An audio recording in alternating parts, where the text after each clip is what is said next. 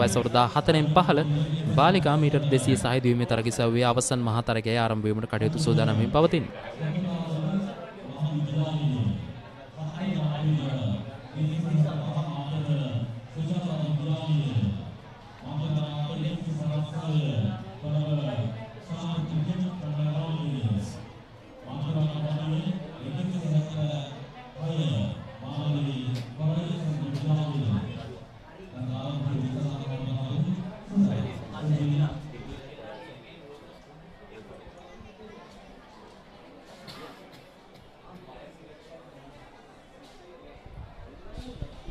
හතරෙන් පහළ බාලිකා මීටර 200 සහාය දිවීමේ අවසන් මහා තරගය.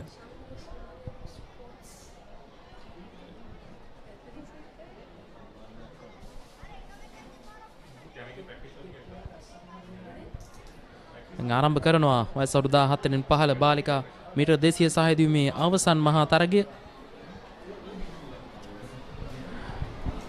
ශාන්ත බ්‍රිජට් කන්‍යාරාමයේ සහ හොරයිසන් ජාත්‍යන්තර පාසල අතර මේ මොහොතේ තරගය තිබෙන්නේ. නමුත් ඔවුන්ට සෑහෙන දුරක් ගමන් කළ යුතුයි ප්‍රථම යෂ්ටි හෝමාරුව සඳහා.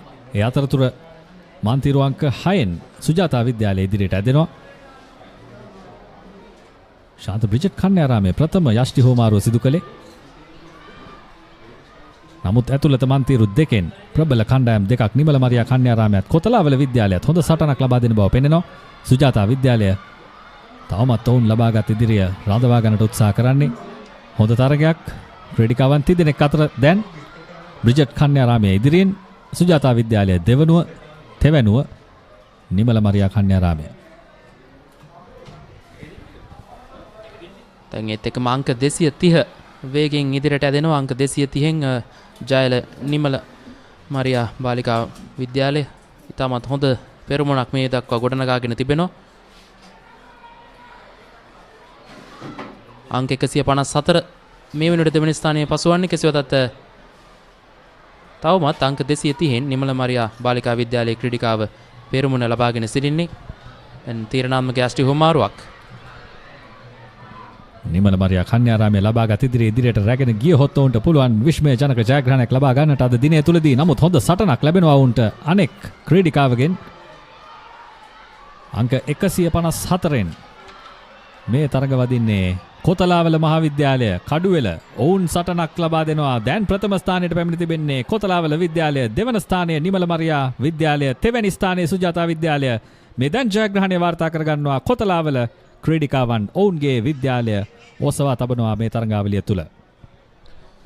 අංක 154න් තරග වැදුනේ ඔවුන් කඩුවෙල කොතලාවල ක්‍රීඩිකාවන්. ඉතින් ඔවුන් ඉතාමත් හොඳ අවසානයක් සමගින් ජයග්‍රහණය කිරීමට සමත් වෙනවා. වයස අවුරුදු 14න් පහළ බාලිකා මීටර 200 සහාය දීමේ තරගයේ සව්වේ අවසන් මහා තරගයේ ජයග්‍රහණය කිරීමට සමත් වන්නේ. මිනිත්තු 1යි තප්පර 54.2.3ක කාලයක් ඔවුන් වාර්තා කරන්නේ. නැවත වතාවක් පුනරූපණය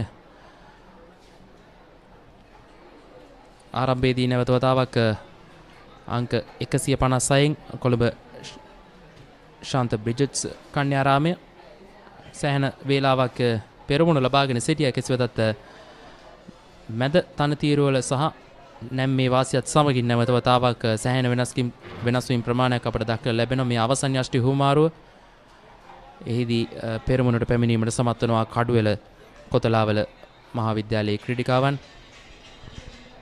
ඔවුන්ගේ අවසන් ධාවන ක්‍රීඩිකාවන් දෙපළම හොඳ ඉදිරියක් ලබා දුන්නා කණ්ඩායම වෙනුවෙන්.